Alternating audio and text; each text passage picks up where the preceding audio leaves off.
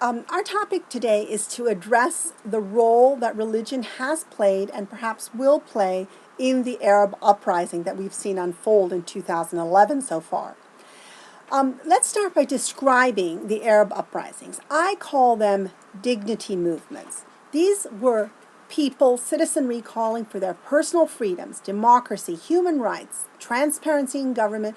Many times they were asking for regime change, economic opportunities. This is what they had in common, but we can see that the Arab world is not monolithic, and each scenario, each country is different and has a historical, political, geographic context, and it's very complex. The role of religion, though, is that has taken place is perhaps not as it was anticipated or feared. There was a thinking that if the Arab people would ever throw off their dictators, come out under the yoke of oppression, that they would come in with an intent to replace it with an Islamic structure, a religious, a legal system, even the idea that they would replace it with a caliphate, a single ruler over the Muslim world. This is not what is happening. But religion and religious actors have played roles in the political, social, and cultural spheres that are going on in the Arab uprisings.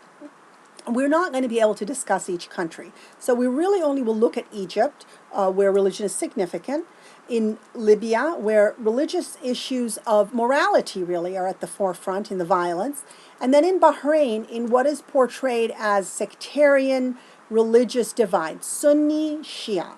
It's actually much more complex than that. Let's start by giving credit to Tunisia, which created the fire that has, we have seen the domino effect in country by country. Let's just note that what's happening in Tunisia initially was thought that would stop and it wouldn't go on. Something happened to ignite the same fire in Egypt. On a final note about Tunisia, we should say that it's quite possible that Tunisia may make it to a democratic society and a democratic structure. They are so far off the geopolitical scale that while all of these other things are happening, they have been figuring out, they've actually, not just the president has left, but the regime has left. In Egypt, then, on January 25th, which was the day that protesters went to the streets, was the day of the police. It's an honor of the police. The police, the Central Security Forces, National Police Force, is what the people hated. It was the face of the government, the repressive face of the government on a daily basis. The police would intimidate and humiliate, and it was everywhere.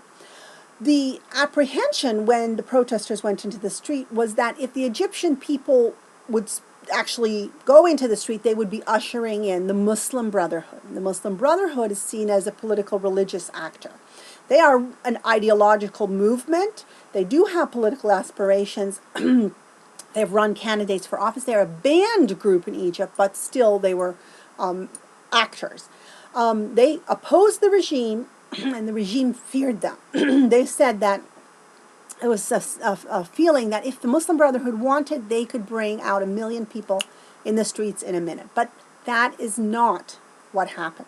Instead, we did see millions and millions of people going into the street in a organic process of people, generally nonviolent in Egypt, claiming their rights, claiming their personal status. And many of these were cyber activists, young people, global citizens. Oftentimes the word westernized is used, but they were citizens who had seen that the rest of the world has rights. What about us too? During the protests, the Muslim Brotherhood took a backseat. They didn't sabotage the process. I think people saw that they were kind of, waiting out the regime's supporters. Had they taken out a front seat, then the supporters of the regime, which is really the West, would have started to perhaps support the regime, and it would not have been a successful revolution. What has happened now after Mubarak stepped down is that the situation is fluid in Egypt. And what is the role of the Muslim Brotherhood? Well, a referendum was passed on constitutional amendments that would allow the rest of the political process to start happening.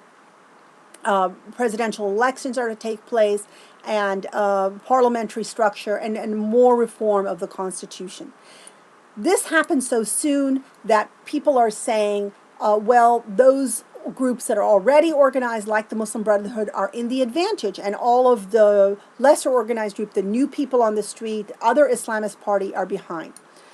One of the issues to think about the Muslim Brotherhood is that there's an old generation that didn't want to have political influence. They had social influence. It's some of the newer generations within the Brotherhood that are now have formed a political party.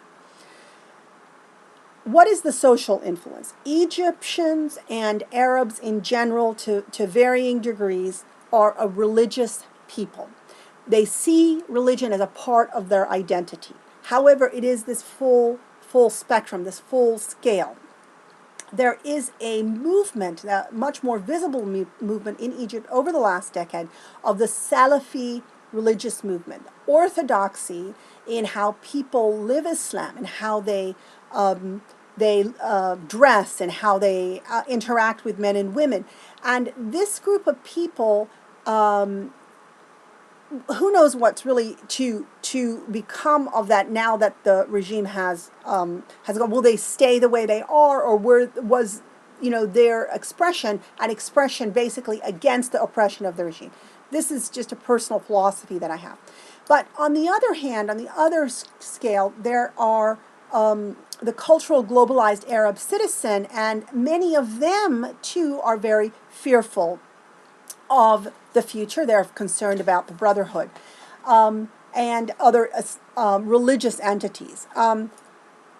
The most important other religious issue is the Christian-Muslim relations in Egypt. And about 10 to 15% of Egyptians are Coptic Christians, which is Orthodox Christianity. They are indigenous people.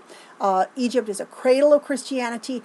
Muslims and Christians were friends and neighbors, and they were seen identifying themselves first as Egyptians.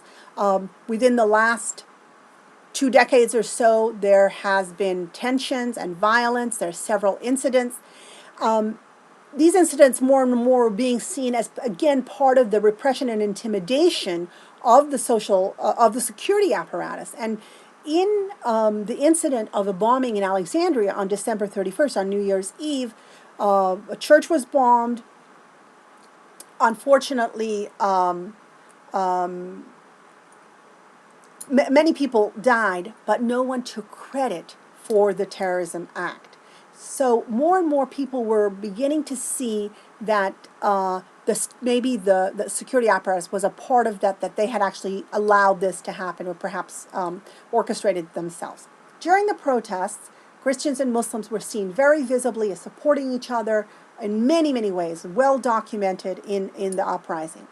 There have been tensions afterwards, and unfortunately several incidents. Again, there's question as to how they're happening, what is their cause. I think we will stop right here, and we'll talk about some other issues in Egypt in the next slide.